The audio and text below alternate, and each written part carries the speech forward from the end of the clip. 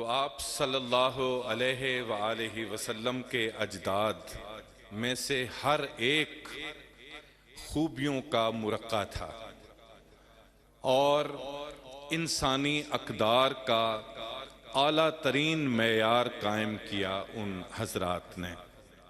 سخی، بہادر، شجاع، وسیع القلب۔ غرض انسانی اقدار میں جو خوبیاں ذہن میں آ سکتی ہیں وہ آپ صلی اللہ علیہ وآلہ وسلم کے اجداد میں پائی جاتی تھی۔ آپ صلی اللہ علیہ وآلہ وسلم ایک نبی اور سچے اور آخری رسول کی حیثیت سے اللہ کا کلام انسانیت تک پہنچانے تشریف لائے۔ آپ کی ذات اقدس میں آپ کے اجداد کا لہو تھا اور پھر اللہ کا فضل اور اللہ کی خاص رحمت کہ آپ ہم انسانوں کے لیے بہت بڑی نعمت ہیں جسے اللہ رب العزت نے قرآن پاک میں اپنے احسان عظیم سے موسوم فرمایا ہے۔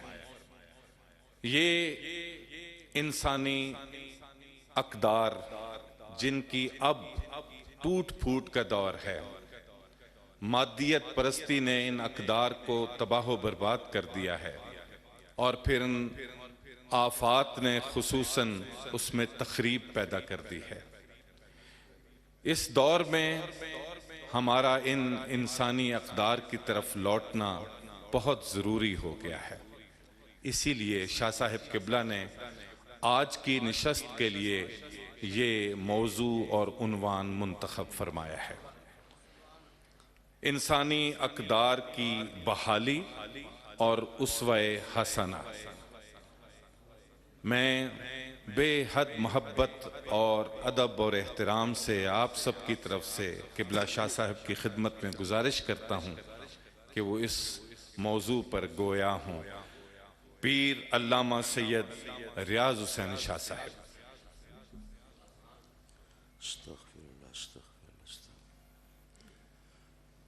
نحمده ونصلي ونسلم على رسوله الكريم أما بعد فأعوذ بالله من الشيطان الرجيم بسم الله الرحمن الرحيم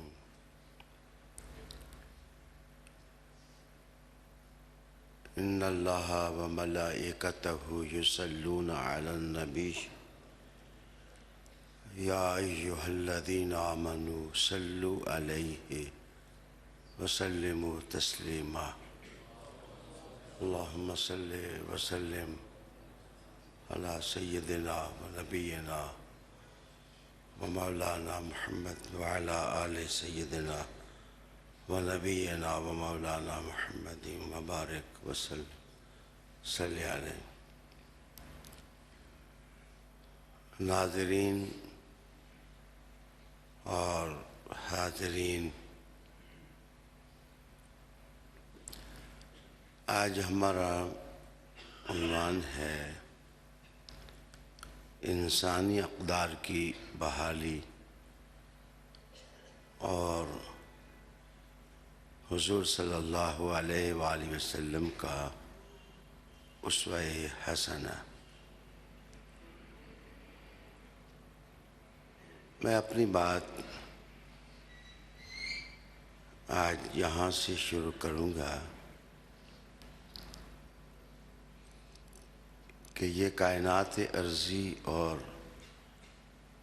کائنات سماوی اگر آپ اس میں غور کریں تو آپ کو مختلف چیزیں مختلف حالتوں میں دکھائی دیں گی۔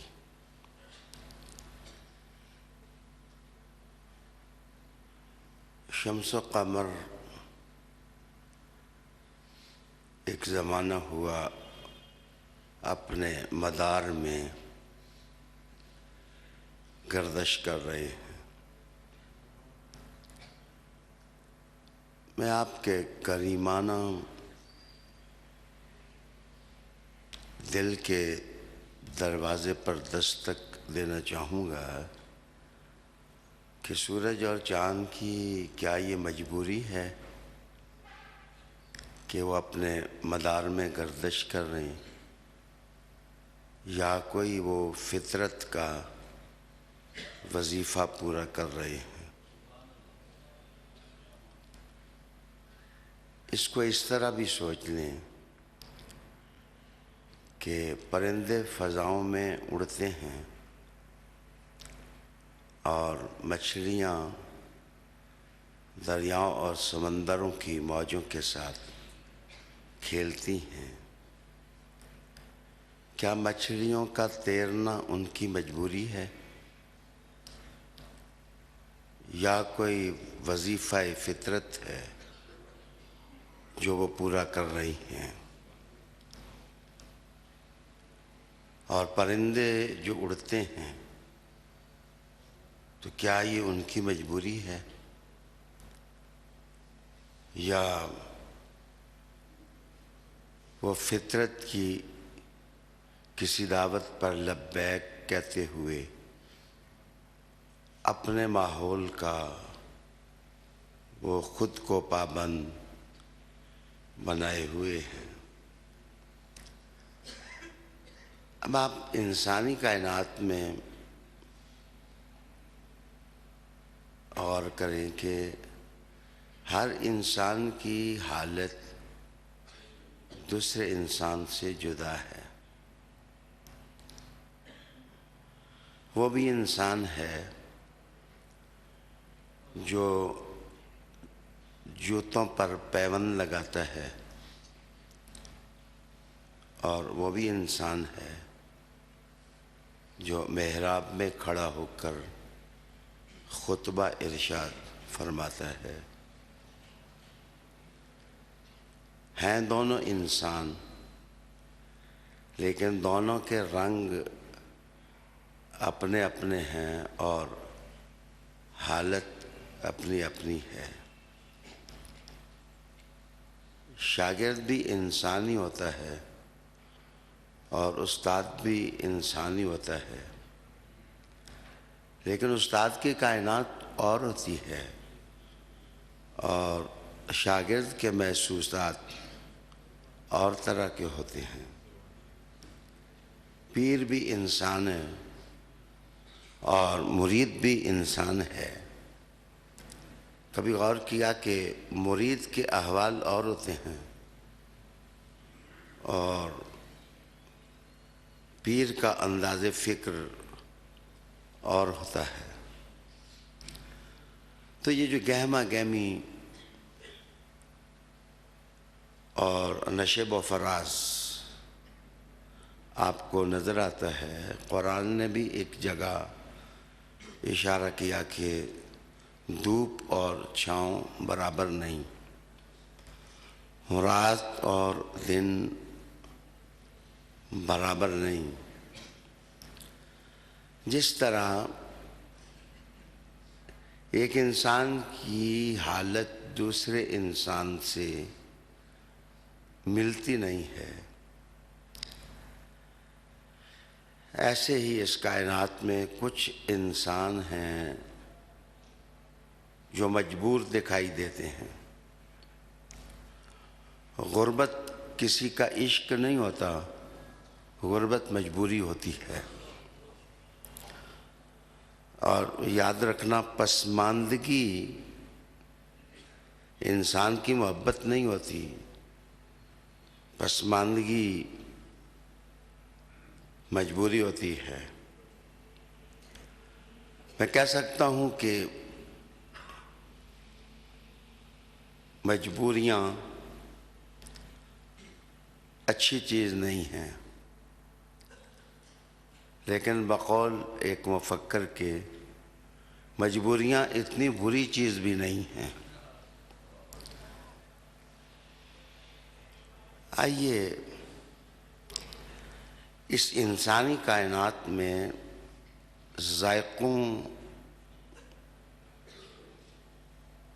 طور طریقوں، وتیروں اور رویوں کے پیچھے اقدار ہوتی ہیں، جو اقدار کسی کو حسین بنا دیتی ہیں اور کسی کو عیبوں کا مجسمہ اور پیکر بنا دیتی ہیں۔ اقدار کی پہچان پیدا ہو جائے تو انسانی زندگی کی معراج شروع ہوتی ہے، اور ایک انسان بھولا پن اپنا کر زندگی گزارے تو اس کی قسم پرسیاں کچھ اور ہوتی ہیں۔ ویلیوز اور اقدار، علماء کہتے ہیں کہ دو طرح کی ہوتی ہیں۔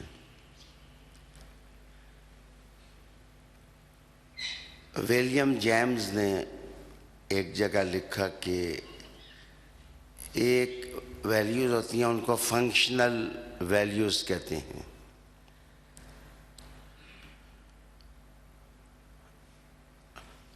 مغرب میں آپ جا کر پڑھیں تو وہاں فنکشنل ویلیوز بہت ہیں۔ ڈاکٹر اقبال جس وقت برطانیہ پڑھنے کے لیے گئے، مرچن گئے، ہائیڈلبرگ یونیورسٹی کے اندر وہ گئے، وہاں کی تہذیب اور تمدن کو قریب سے سونگا، اور جس وقت واپس وطن آئے تو انہوں نے ایک جملہ کہا کہ مغرب میں فنکشنل ویلیوز بہت ہیں، لیکن ہیومن ویلیوز کی کاکات ہے، وہ صرف مدنی تہذیب میں آپ کو مل سکتی ہیں۔ ہیومن ویلیوز کی خوشبو آپ اگر سونگھنا چاہیں تو سیدہ زہرا کے بابا کی زندگی کی خوشبو سونگھیں۔ رسالہ مآب صلی اللہ علیہ وآلہ وسلم نے مذہب بھی نہیں دیا، حضور نے انسانیت بھی عطا کی، آدمیت بھی حضور رحمت للعالمین آقا صلی اللہ علیہ وآلہ وسلم نے عطا کی۔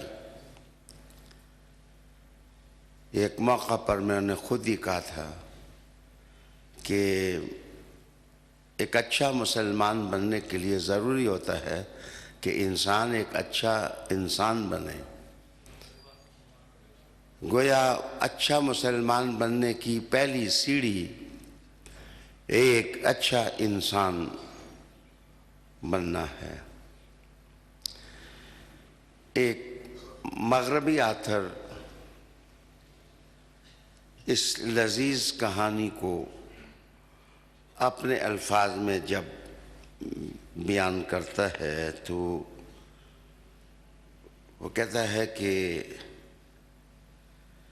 ویلیوز تو یہ ٹروتھ ہے، سچ ہے، آنیسٹی ہے، امانت ہے، جسٹس، انصاف اور عدل ہے، ٹرسٹ، اعتماد ہے، ہیومن ڈگنیٹی ہے، انسانی وقار ہے، لائلٹی ہے، وفا ہے، فیملی ویلیوز ہیں، فرینڈشپ ہے، دوستی، برادرہوڈ ہے، بھائی چارہ، نیبرہوڈ ہے، تم اپنے پڑوسی کے ساتھ کیسا سلوک کرتے ہو، کلینلیس ہے، صاف رہنا ہے، سیکریفائس ہے، قربانی ہے، کہتے ہیں کہ اگر میں ان ساری ویلیوز کو گن کر ہانسٹ اوپینین اختیار کروں، ہانسٹ اوپینین، دیانتدارانہ رائے اگر میں قائم کروں، تو ان ویلیوز کی پیک اگر کہیں ملتی ہے تو وہ پرافٹ محمد صلی اللہ علیہ وسلم کے وجود میں ملتی ہے. اور رسول انور صلی اللہ علیہ وآلہ وسلم کی ذات میں یہ اقدار اور ویلیوز ملتی ہیں، اسوہ حسنہ میں ملتی ہیں. ناظرین، جس وقت میں نے کہا تھا فنکشنل ویلیوز، تو فنکشنل ویلیوز سے مراد یہ ہوتی ہے کہ وقت کی پابندی، یا آپ کو مغرب میں اس کا بہت اہتمام آپ کو ملے گا. قوانین کی پابندی، وائلنس نہیں ہوگی، وائلنس کو برا سمجھا جائے گا، لیکن یہ فنکشنل ویلیوز کہلاتی ہیں. اقبال بھی اس کو فنکشنل ویلیوز سے تعبیر کرتا ہے. لیکن انسانی اقدار میں والدین کے ساتھ سلوک، پڑوسیوں کے ساتھ سلوک، بڑوں کا ادب کرنا، چھوٹوں پر شفقت کرنا، یہ اگر سودا ہے تو یہ بازار مدینہ ہی سے ملتا ہے. یہ اگر ویلتھ اور دولت ہے تو یہ دولت تمہیں آستان محمدیہ پر ملے گی صلی اللہ علیہ نبی الکریم. اگر آپ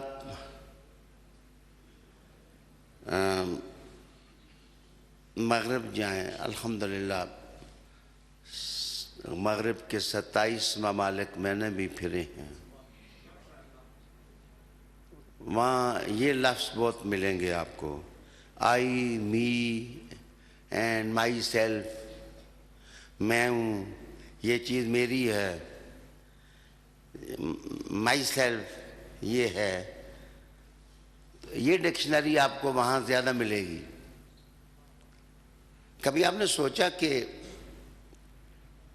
ساحل سمندر پر اگر 100 گورے ہوں اور وہ سینڈوچ کھا رہے ہوں تو وہ کبھی آپ کو نہیں کہیں گے کہ آپ نے کھانا ہے یا نہیں کھانا. مسلمان بدعمل بھی ہو تو جس وقت کسی اور آدمی کے ساتھ بیٹھے گا تو پہلے اس کو آفر کرے گا، آپ نے یہ کھانا ہے یا نہیں کھانا. یہ بڑا فرق ہے. ایک میں زندگی مائی سیلف کے گردا گرد گھومتی ہے اور دوسرے کے اندر زندگی مدینہ کے گردا گرد گھومتی ہے.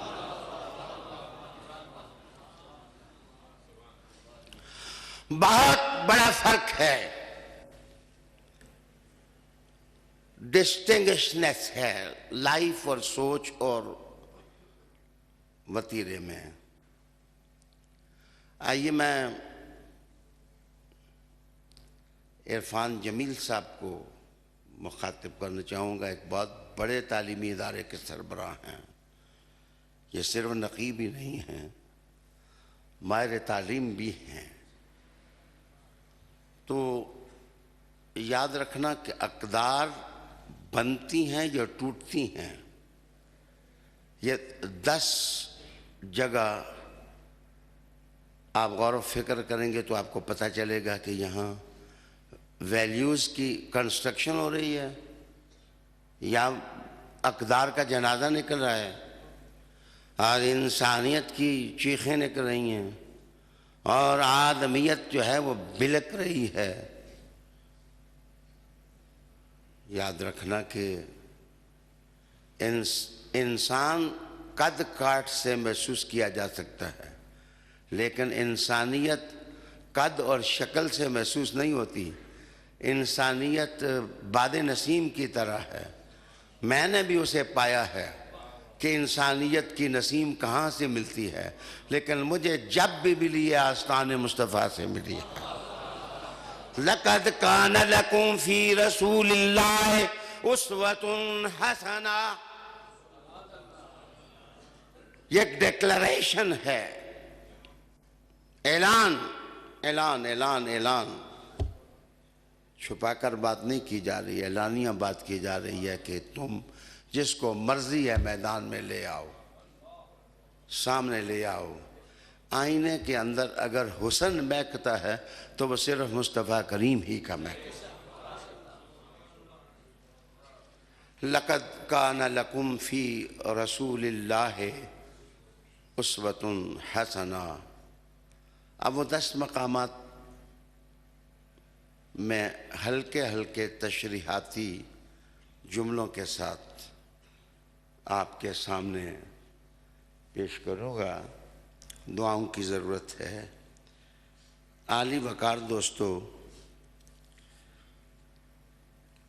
سب سے پہلے مذہب ہو یا گورنمنٹ سسٹم ہو، سارن پار ہو،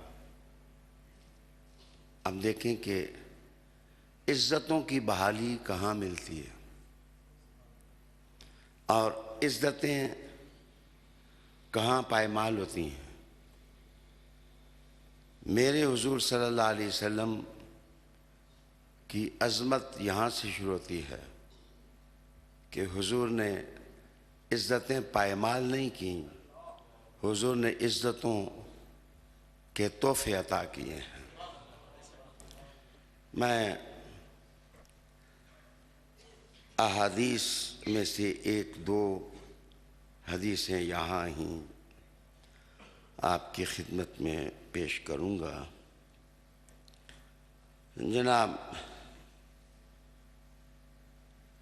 علبہ بن زید الحارثی رجلا من اصحاب النبی صلی اللہ علیہ وآلہ وسلم، یہ حضور کے صحابہ میں سے رضی اللہ تعالی عنہم اجمعین صحابی ہیں۔ فلما خضع علی الصدقہ جاء كل رجل منهم بطاقته ما عنده۔ رسالت میں آپ صلی اللہ علیہ وسلم نے شوق دلایا کہ اللہ کی راہ میں صدقہ کرو، اللہ کی راہ میں صدقہ کرو، بڑا فضیلت مآب کام ہے۔ تو رسالت میں آپ صلی اللہ علیہ وسلم کے صحابہ نے جس وقت اعلان سنا تو جو کچھ ان کی طاقت اور دسترس میں تھا، ہمت میں تھا، وہ لے آئے اور صدقہ کیا۔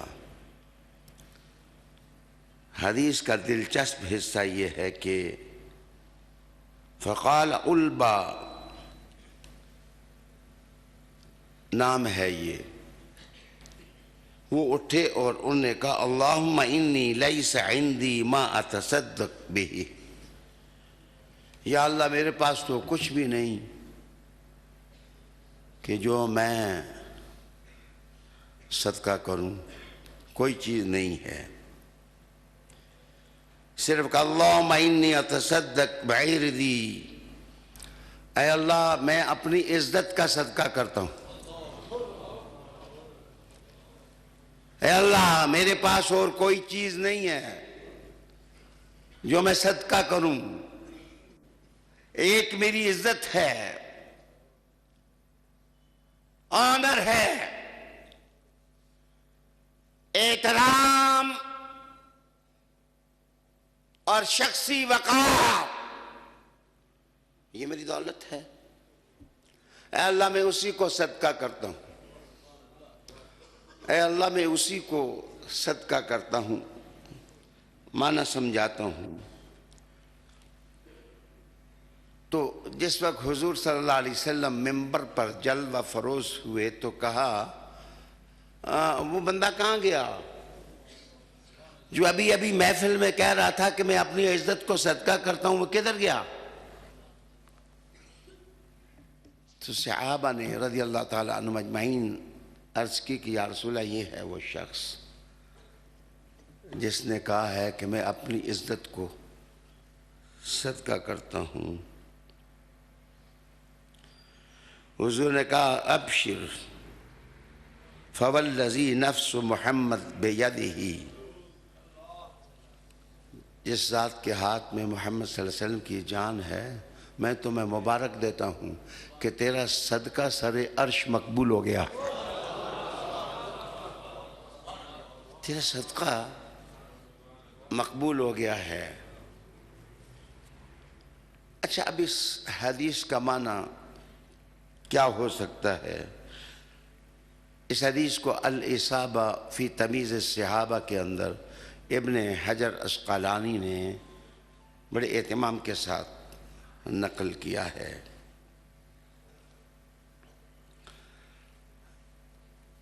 اس کا معنی کیا؟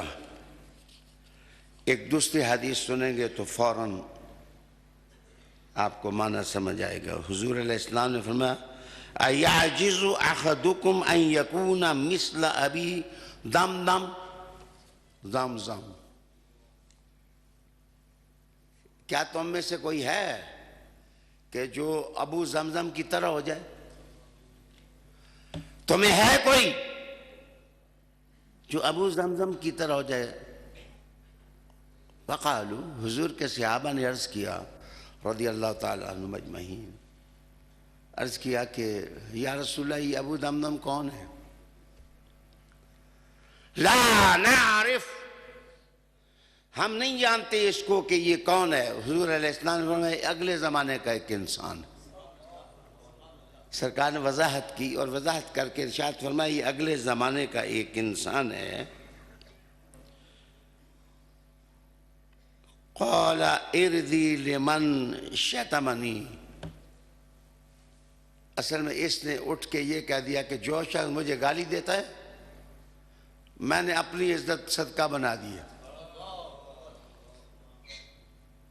جو شخص بے ادبی کرتا ہے، گالی دیتا ہے، مجھ کو برا بلا کہتا ہے، ناانوار الفاظ استعمال کرتا ہے، میری عزت اور احترام پر حملہ کرتا ہے، یا اللہ میں نے اپنی عزت کو صدقہ بنا دیا ہے کہ میں اس کو جواب نہیں دیتا، یا اللہ جیسے صدقے کا ثواب ہوتا ہے میرے چپ ہونے کا ثواب عطا فرما۔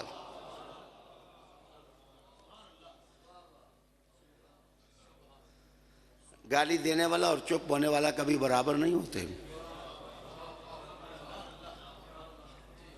فقیر اور دنیا دار کبھی برابر نہیں ہوتے۔ اور گھونٹ بھر لینے والا اور افوات بکنے والا کبھی برابر نہیں ہو سکتے۔ رسالت مآب صلی اللہ علیہ وآلہ وسلم نے پھر ارشاد فرمایا کہ میں لوگوں کو عزت دینے کے لیے آیا ہوں، میں لوگوں کو عزت دینے کے لیے آیا ہوں۔ آج جس سوشل میڈیا پر اسلام اور دین کو ہم بے وقار کر رہے ہیں، ایک دوسرے کی عزتوں کے ساتھ کھیل کر کے، اے کاش قول رسول روشنی بن کر ہمارے سینوں میں کھپ جاتا کہ جو صبر کرتا ہے اللہ اس کے صبر کو صدقہ بنا دیتا ہے۔ رسالت مآب صلی اللہ علیہ وسلم نے جو عزت کے ساتھ اور احترام کے ساتھ اقدار تعلق رکھتی تھی ان کو بحال کیا،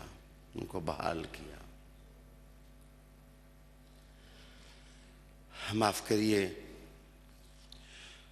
وَلِلَّهِ الْعِزَّةُ وَلِرَسُولِهِ وَلِلْمُؤْمِنِينَ،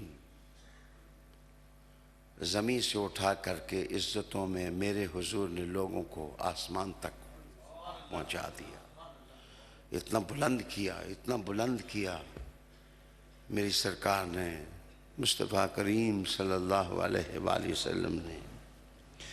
عالی دوستو، دوسری چیز مجبوریوں سے فائدہ اٹھانا۔ یہاں اقدار پائمال ہوتی ہیں، کسی مجبور آدمی کو اٹھانا، اس کو پیار دینا اور اس کو محبت دینا، اس کی ضرورت کو پورا کرنا، اس کے دل میں شفقت کو سمو دینا،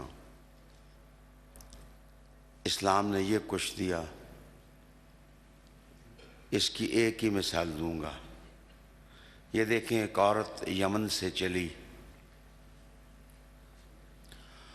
اور وہ اپنے پھٹے ہوئے خیمے کے اندر بیٹھی ہوئی تھی، اور اس کا چھوٹا سا بچہ خیمے کے تالابوں کے ساتھ کھیل رہا تھا، کبھی اندر ہوتا کبھی باہر۔ قزاقوں اور چوروں اور ڈاکوؤں کا ایک قافلہ آیا اور اس بچے کو وہاں سے اٹھایا اور اغوا کر لیا، اور عکاظ کے میلے میں جا کر اس کو بیچ دیا۔ اس کا بچے کا بخت تھا کہ حکیم بن حزام نے 400 درہم میں اس کو خریدا اور اپنی پھوپھی خدیجۃ الکبریٰ کو دے دیا، اور وہ بچہ یوں آستان مصطفیٰ کریم پر پہنچ گیا۔ تاریخ اس کا نام زید ابن حارثہ رکھتی ہے۔ جناب، غلام کیوں بنائے جاتے ہیں؟ جناب، انسانوں کی فروخت اور بردہ فروشی کیا انسانی نفس کی آگ کو ٹھنڈا کرنے کے لیے انسانیت اور آدمیت کی تذلیل ہوتی ہے؟ وہ شخص، دیکھیں، میں حضور کے گھرانے کا اللہ کے فضل سے اپنے دور میں سب سے بڑا نقیب ہوں، جس نے اصولوں پر کبھی سودا نہیں کیا، جس نے کسی کی طاقت کی پرواہ نہیں کی، اور حالات کے فتنوں کی آنکھوں میں آنکھیں ڈالی ہیں۔ لیکن میں کہوں گا کہ عظمت کا یہ جھنڈا بھی لہراتے ہوئے دیکھیں کہ وہ صحیفہ جو حضور کے قلب پر نازل ہوا، اس میں نہ حسن کا نام ہے نہ حسین کا نام ہے، صرف زید کا نام ہے، صرف زید کا نام ہے۔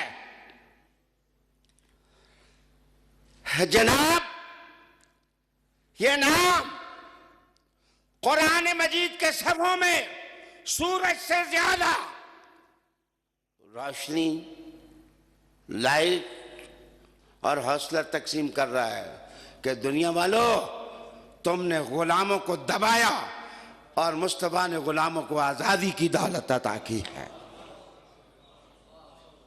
آزادی کی دولت عطا کی ہے۔ میں تاریخ کے اس روشن مرحلے میں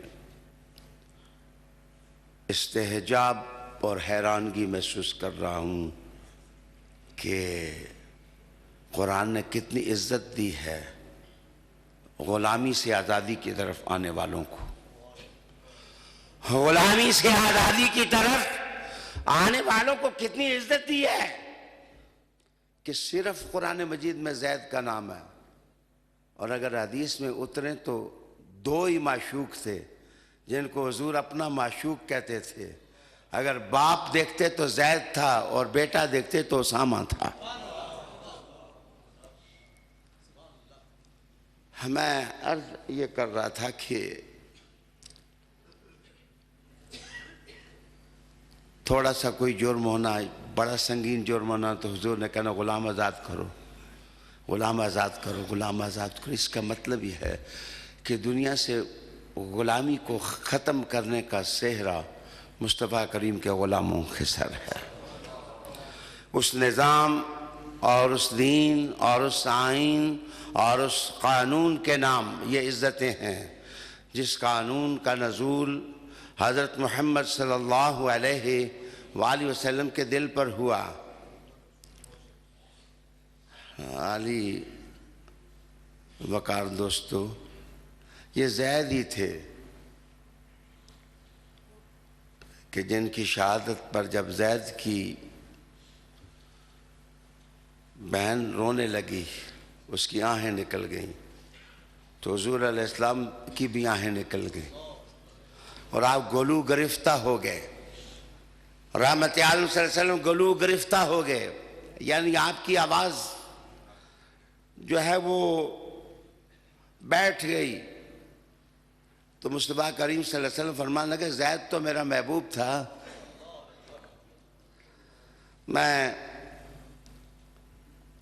مسلمانوں، اسلامیان عالم، حضور کا راستہ عزت کا راستہ ہے، حضور کا راستہ احترام کا راستہ ہے، حضور کا راستہ آزادی کا راستہ ہے، حضور کا راستہ مشکلات سے نجات کا راستہ ہے، حضور صلی اللہ علیہ وآلہ وسلم کا راستہ وقار کا راستہ ہے. پوری انسانیت سرکار کے کردار کے اس پہلو کو سمجھنے کی کوشش کرے. باقی رہ گئی ایک اور حدیث آپ کو میں سنانا چاہوں گا. سنن ابی داؤد نے اس کو نقل کیا ہے. سنن ابی داؤد کے اندر یہ حدیث مروی ہے کہ صحابی کہتے ہیں سال ابن معاذ فرماتے ہیں غزوت مع النبی صلی اللہ علیہ وسلم غزوة کذا و کذا. میں نے رسول کریم علیہ السلام کی معیت میں مختلف غزوات میں شرکت کی ہے. اللہ نے مجھے یہ سعادت دی کہ میں رسالت مآب صلی اللہ علیہ وسلم کے ہم رکاب رہا، ان کے ساتھ میں رہا.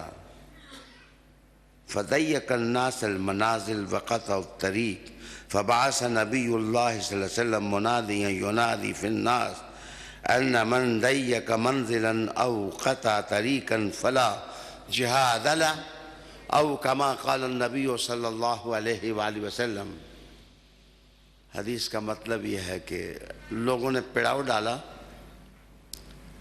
تو صحابی کہتے ہیں کہ تنگ تنگ ہو کر اپنے خیمے لگا لیے اور غیر ضروری طور پر پیڑاؤ بھر گیا اور ان کے درمیان راستے لوگوں کے گزرنے کے نہیں تھے تو انہوں نے راستے مسدود کر دیے اور لوگوں میں تنگی آ گئی چلنے میں، رہنے اٹھنے بیٹھنے میں. یہ نقشہ میں نے ایک دفعہ منا کے اندر اپنی آنکھوں سے دیکھا تھا کہ راستے بند ہیں، خیمے لگے ہوئے ہیں، دروازوں پر چولہے جل رہے ہیں، کوئی نظم نہیں ہے، کوئی ضبط نہیں ہے. یہ حدیث شریف سنتے ہوئے ذہن ادھر دوڑا ہے کہ رسالت مآب صلی اللہ علیہ وسلم خیمے سے باہر نکلے جہاں پردہ پڑا ہوا تھا، پردہ ہٹایا تو جیسے بجلی مسلمانوں کی رگوں میں دوڑ گئی. اور وہ سب کہو گے کہ جان رحمت اور جان رسالت صلی اللہ علیہ وآلہ وسلم کیوں باہر نکلے ہیں. حضور نے منادی کو بلایا اور کہا کہ جاؤ اونچی جگہ کھڑے ہو اور اونچی جگہ کھڑے ہو کر کے یہ اعلان کرو. کیا اعلان کرو؟ رسالت مآب صلی اللہ علیہ وسلم نے کہا کہ او لوگو، جگہیں تنگ کرنا میری سنت نہیں ہے اور راستے بند کرنا میرا طریقہ نہیں ہے. راستے بند کرنا میرا طریقہ نہیں ہے. مجھ سے شکوہ نہ کریں، میں تو حضور کے حدیث کا پرچم بلند کر رہا ہوں. جناب ہم نوکر حضور کے ہیں. مصطفیٰ کریم نے کہا لوگوں راستے بند کرنا میرا طریقہ نہیں ہے، راستے کھول دو اور جگہیں کھلی کر دو اور اچھے طریقے سے رہنا سیکھو. Here lies a point کہ پوری دنیا کے اندر مجھے ریفارمرز کی تاریخ پڑھ کر کے بتائیں. ریفارمرز کی تاریخ، کرسچینٹی، جوڈازم، ٹاؤ مذہب، جین مذہب، بدھ مذہب، ہندو مت. میں کسی مذہب کی توہین نہیں کرتا، لیکن مجھے آج سے 1400 سال پہلے پیغمبروں کو سلام میں ان کو چھوڑ کر کے بات کرنے لگا ہوں، ریفارمرز کی۔ کسی ریفارمر کا یہ اعلان سنا ہے کہ جو اعلان میرے مصطفیٰ کہہ رہے ہیں لوگوں راستے بند کرنا میرا طریقہ نہیں ہے، راستے بند کرنا، مسدود کرنا، یہ میرا طریقہ نہیں ہے، اور جگہیں تنگ کرنا یہ میرا طریقہ نہیں ہے۔ میرے حضور علیہ السلام نے کہاں کہاں تمہارا ہاتھ پکڑا ہے؟ حضور نے تو یہ بھی کہا کہ مکان کی چھت پر، جس چھت پر منڈیر نہیں ہے، میں تمہیں اس چھت پر سونے سے منع کرتا ہوں، اس لیے کہ منڈیر نہیں ہے، اچانک تم اٹھو گے تو اٹھ کر گر جاؤ گے۔ میں بات انسانی اقدار کی کر رہا ہوں، میں ہیومن ویلیوز کی بات کر رہا ہوں۔ شاید یہی موقع ہے کہ میں یہ بات آپ کو سناؤں۔ ایک موقع پر ترکی کے ایک اخبار کا ایڈیٹر میرے پاس آیا، مہمان تھا، میں اس کو لے کے کراچی سے آ رہا تھا، تو پنڈی میں اس نے کہا کہ مجھے ٹکٹ کٹا کے دیں، میں واپس ترکی جاتا ہوں، میں یہاں اس ملک میں نہیں رہتا۔ تو میں نے اس سے کہا کہ کیا ہو گیا ہے، اتنے جلدی ناراض کیوں ہو گئے ہو؟ تو اس نے کہا کہ یہ کوئی ملک ہے آپ کا کہ وہ بورڈ جو ایئرپورٹ پر جس پر مائلز اور منزل لکھی ہوتی ہے کہ اسلام آباد اس طرف اور پنڈی اس طرف، کہتے ہیں اس کے اوپر جناب اشتہار لگائے ہوئے ہیں، اور اشتہار لگا کے کہا ہے یا اللہ مدد، یا اللہ صرف تیری مدد۔ بھائی اللہ کی مدد ایاک نعبد و ایاک نستعین، لیکن وہ کوئی قوم ہے کہ جس کے اندر یہ سوچ ہی نہ ہو کہ یہ بورڈ وہ ہیں جنہیں دیکھ کر مسافر منزل تلاش کرتے ہیں، اور تم نے اس پر جو اشتہار لگا دیے ہیں تو بھولے بھٹکے انسان اپنے گھر کیسے پہنچیں گے؟ مصطفیٰ راستے بند کرنے کے لیے نہیں آئے، منزل بتانے کے لیے آئے۔ رحمت للعالمین آقا صلی اللہ علیہ وآلہ وسلم نے اعلان کرایا کہ راستے کھلے کراؤ اور خیمے ٹھیک جگہ پر لگاؤ تاکہ لوگوں میں وسعت نظری پیدا ہو، ویلیوز یہاں سے پیدا ہوتی ہیں۔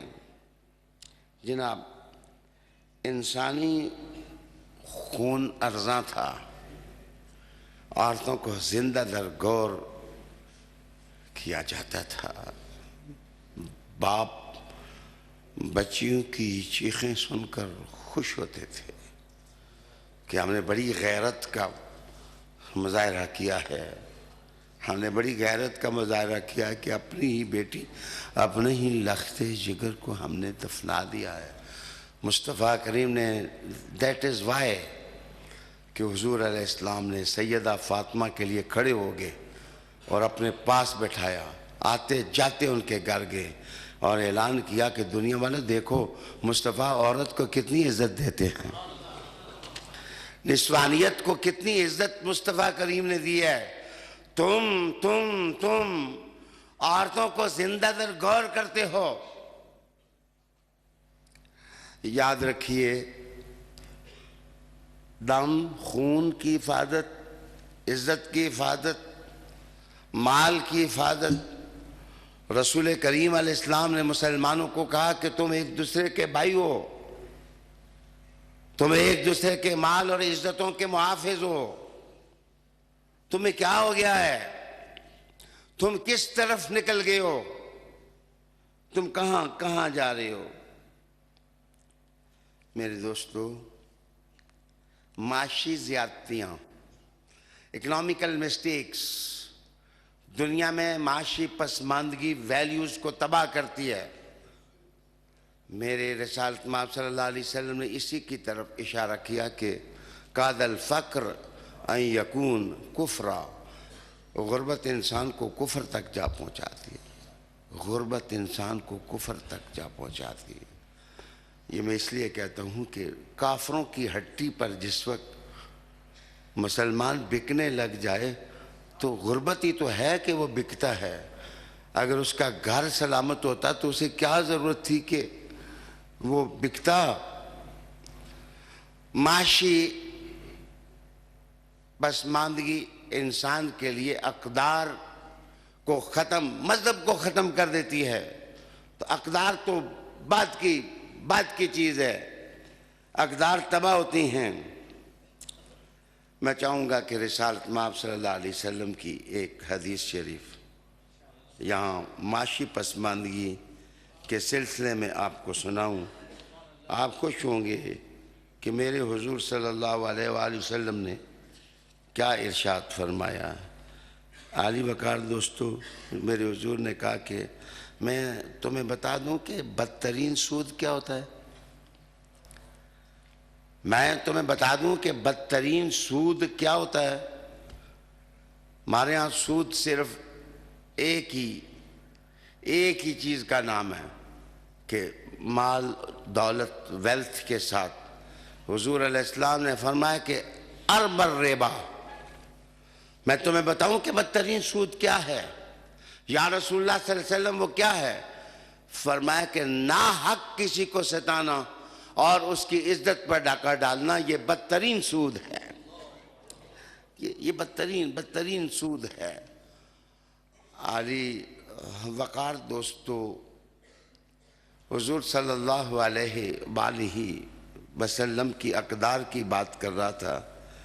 ضرورت ہے کہ یہ چوریاں کیوں پیدا ہوتی ہیں، ڈکیتیاں کیوں پیدا ہوتی ہیں؟ جس وقت نظام لوگوں کے سر پر دست شفقت نہیں رکھتا، جس وقت قانون کانسٹیٹیوشن سسٹم سر پر دست شفقت نہیں رکھتا تو عیب پیدا ہوتے ہیں۔ مہنگائی بڑھ گئی ہے، مہنگائی کے خلاف احتجاج سیاست ہے، لیکن مہنگائی جو جرائم پیدا کرتی ہے یہ مذہب ہے۔ مذہب کو بتانا چاہیے کہ جس وقت معاشی استحصال ہوگا تو لوگوں کے اندر طرح طرح کے جرائم پیدا ہو جائیں گے۔ میرے دوستو، رسول اللہ علیہ السلام نے سب سے پہلے مذہب کی دعوت دی۔ دعوت دینے کے بعد حضور نے لنگر کو ساتھ رکھا۔ آپ کہیں گے وہ کیسے؟ پہلی دعوت جو جبل ابو قبیس پر میرے حضور نے دی، راوی حضرت علی المرتضیٰ ہیں، کہتے ہیں کہ سارے قبائل کے لوگ حضور نے بلائے، وہ پہاڑ کے دامن میں جمع ہو گئے۔ تو حضرت علی المرتضیٰ کہتے ہیں دعوت تو حضور نے دینی تھی، میری ڈیوٹی یہ لگی کہ لکڑیاں اکٹھی کر کے لنگر میں تیار کروں۔ تو پہلی دعوت جب اسلام کی طرف میرے حضور نے دی تو لنگر تیار کرنے والے علی المرتضیٰ تھے، کرم اللہ وجہ الکریم۔ لنگر کل بھی علی کا تھا، لنگر آج بھی علی کا، لنگر کل بھی علی کا تھا، لنگر آج بھی علی کا ہے۔ میرے دوستو، معاش کا بگڑ جانا خطرناک جرائم پیدا کرنے کا پیش خیمہ ہوتا ہے۔ رسول اللہ علیہ السلام نے تعصبات کو ختم کیا۔ تعصبات سے اقدار فنا ہوتی ہیں، ویلیوز ختم ہوتی ہیں۔ میں سوچ کے دھیمے لہجے میں کہنے لگا ہوں، کیا یہ اعلان حضور کے سوا کسی نے کیا کہ کسی عربی کو اجمی پر، کسی اجمی کو عربی پر، کسی گورے کو کالے پر، کسی کالے کو گورے پر؟ کوئی فضیلت نہیں ہے، فضیلتوں کا معیار تقویٰ ہے، فضیلتوں کا معیار تقویٰ ہے۔ جو قوم اس وقت سب سے زیادہ اپنے آپ کو متمدن سمجھتی ہے، کالے اور گورے کی ریسیں سب سے زیادہ ان میں ہیں۔ آج بھی وہ کالے اور گورے کے نام پر جھگڑ رہے ہیں، اور اگر عزت دیکھنی ہو تو بلال کالے کو دیکھیں کہ اذان دیتے ہوئے کہا اشہدو اللہ الہ الا اللہ۔ لوگوں نے شکایت کی حضور یہ تو شین بھی ادا نہیں کر سکتے، تو میرے مصطفیٰ نے کہا بلال کی سین تمہاری شین سے بہتر ہے، بلال کی سین تمہاری شین سے بہتر ہے۔ سین و بلال خیر من شینکم، تمہاری شین سے میرے بلال کی سین اچھی ہے۔ کانوں کو جو عزت میرے حضور صلی اللہ علیہ وسلم نے دی، ذرا جھانک کر کے دیکھو کہ میرے حضور صلی اللہ علیہ وآلہ وسلم نے تعصبات کا خاتمہ کس طرح کیا، تمیزیں کس طرح ختم کی، لوگوں میں مساوات کس طرح قائم کی، حقوق آشنائی کی تحریک اور رسول کریم علیہ السلام نے کس طرح دی۔ میں بڑی کوشش کر کے میں نے 10 پوائنٹ پورے نہ کر سکا، انشاءاللہ اگلے پیر کو بھی میرا عنوان یہی ہوگا۔ میں اسلام اور حضور صلی اللہ علیہ وسلم کے اسوہ حسنہ کے فیضان کس طرح انسان کی زندگی کو حسین بناتے ہیں اور جمال دیتے ہیں، اسی پر گفتگو کروں گا۔ مجھے امید ہے کہ آج کی طرح بر وقت آئیں گے۔ آج میری گفتگو کا وقت ختم ہو گیا ہے، میں اسی پر اکتفا کرتا ہوں اور دعا مختصر ہوگی، اس کے بعد ذکر ہوگا اور سارا کام 10-15 منٹ میں ہوگا، بڑی دعا ہو جائے گی۔ ربنا آتنا فی الدنیا حسنہ وفی الآخرۃ حسنہ وقنا عذاب النار برحمتک۔